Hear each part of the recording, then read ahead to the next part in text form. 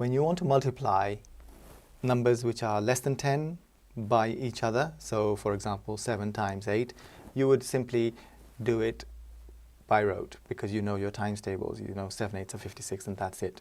If you want to multiply or divide by 10, 100 or 1,000, again, you don't need to do any working out. You just have to make sure that the digits end up in the correct columns. The digits themselves don't change.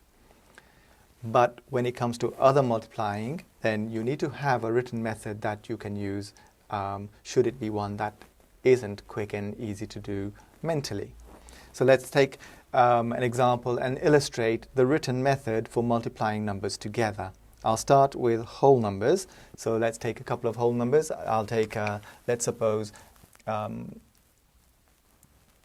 and units. So say 53 multiplied by 26.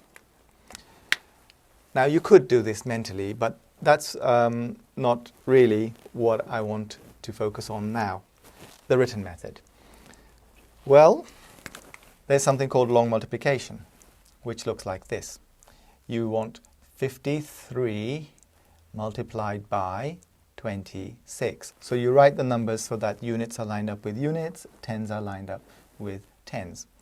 Then what you do is you say, okay, 6 3s are 18, and you say 6 50s, well 6 5s are 30, so 6 50s are 300. So we've multiplied 50 by 6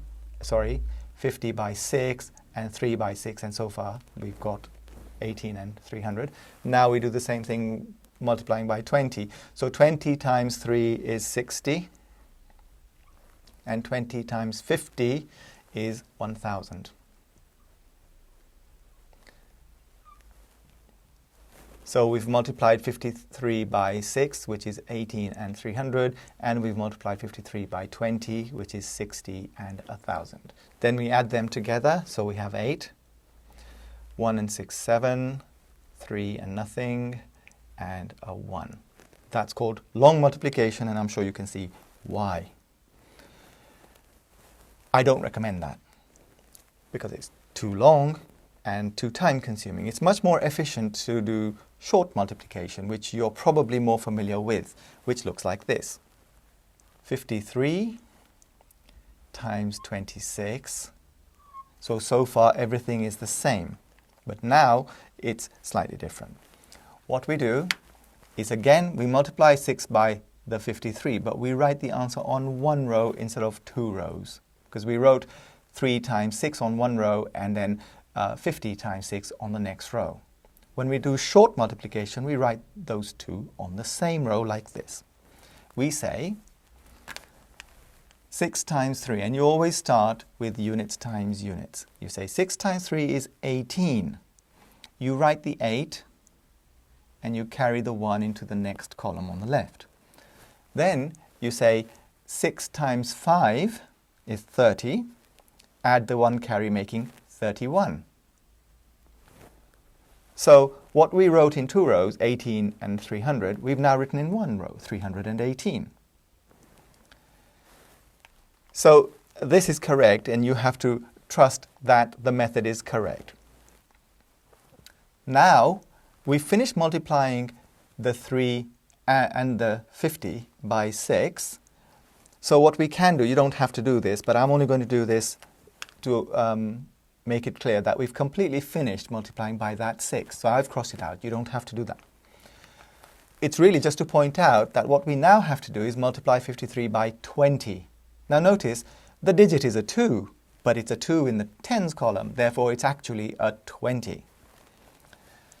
Now, when we multiply 53 by 20, we know that the answer is going to be 10 times as much as multiplying 53 by 2. So before we start multiplying 53 by 20, what we do is we put a 0 in the units column. What that 0 does is it pushes all the other digits one column to the left, making them worth 10 times more. In effect, what we can now do is multiply 53 by 2, which is 106. But because this digit is a 2 in the tens column and it's actually 20, we know that the answer is not 106, but 1060. And by putting a 0 in the units column, I can just write 106 to the left of the 0, and it will be worth 1060. So in any case, to keep it short, when you multiply by the digit that is in the tens column, you start by writing a 0 in the units column. And that will cater for the fact that this is in the tens column. Now let's multiply in the same way. We say 2 times 3 is 6. We don't need to say 20 times 3. We can just say 2 times 3 is 6, because having put a 0 here, it makes it the correct value. So 2 times 3 is 6, and that carry has already been used. It doesn't apply now. And 2 times 5 is 10, which is what we were hoping to see. So what I'm showing you is that these two rows have been written on one row, and these two rows have been written on one row. Then what you do is add them up to get the total. So you put the plus sign to remind yourself which operation you're doing. 8 and nothing, 6 and 1, 3 and nothing, and 1. So of course we get the same answer, but this one is shorter. So short multiplication, long multiplication. This is more efficient, it's quicker, and it takes up less space. So this is the way I would recommend that you do multiplication. Now, it works the same way if I had a number with 3 digits. It could have been hundreds, tens, and units, multiplied by hundreds, tens, and units. The principle would be the same. I won't show you some like that, because what I do want to do is show you multiplying decimals. How do you multiply decimals? Well, it is slightly different, only in that there are a couple of extra steps. There's a golden rule about multiplying decimals together, and the golden rule is never multiply decimals together. So that sounds like a contradiction. How do you multiply decimals if the rule is that you never multiply decimals? Well, it's a little bit of a trick. If I take a couple of decimals, let's suppose 4.76 multiplied by 3.8. Well, what we do is we turn the decimals into whole numbers before we multiply them.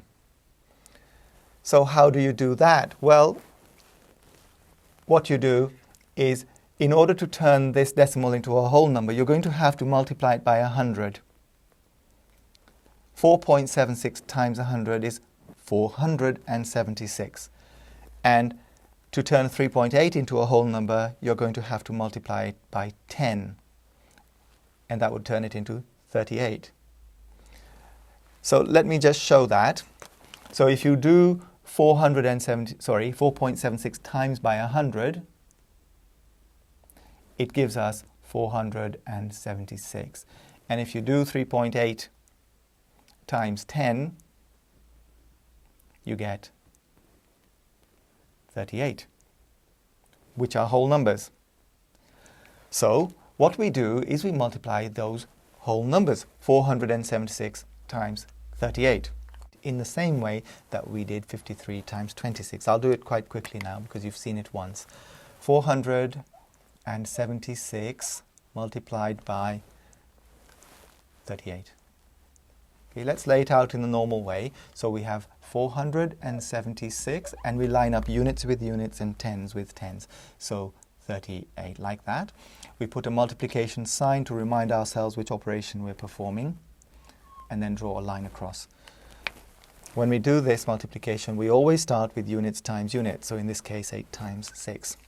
So just to remind you of that, I'll draw an arrow. So 8 times 6, 48. You write the units. 8 and carry the 4 into the next column on the left. Then you do units times the tens, so 8 times 7, 56. Add the carry 4, making 60. Write the units and carry the tens. Now I've used this carry, so to avoid accidentally using it again, I'm crossing it out. Then units times hundreds. 8 times 4, 32. Add the carry, 38. And since there are no more digits to multiply by, I write the 38. Now I've used this carry, so again I cross it out in order to avoid making the mistake of using it again. So I've multiplied 476 by 8 and I make it 3,808. So I've completely finished using the 8. I'm going to cross it out. You don't have to do that. Now I'm going to multiply 476 by 30. And I'm sure you can remind me what I have to do before I start doing that. And it is that I must put a 0 in the units column to take account of the fact that this is not a 3 but a 30. So by putting a 0 here, I'm making the rest of what I write worth 10 times more. Now I can treat it as if it was a 3 and my digits will all be in the correct column. So I'll do that. 3 times 6, 18. Write the 8 and carry the 1. Do you notice now why I crossed out the old carry? Because I didn't want to accidentally use the wrong one. So I have 3 times 6, 18. Write the 8, carry the 1. That's my new carry. 3 times 7, 21. Add the new carry, 22.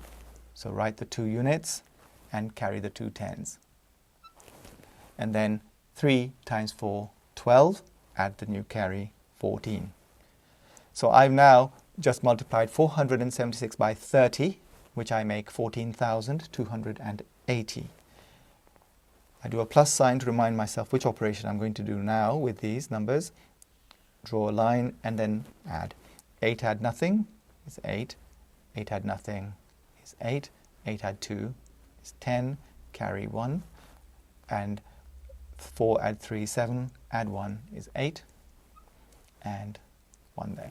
So the answer comes out as 18,088, and I'll put a comma there in order to make the number clearer.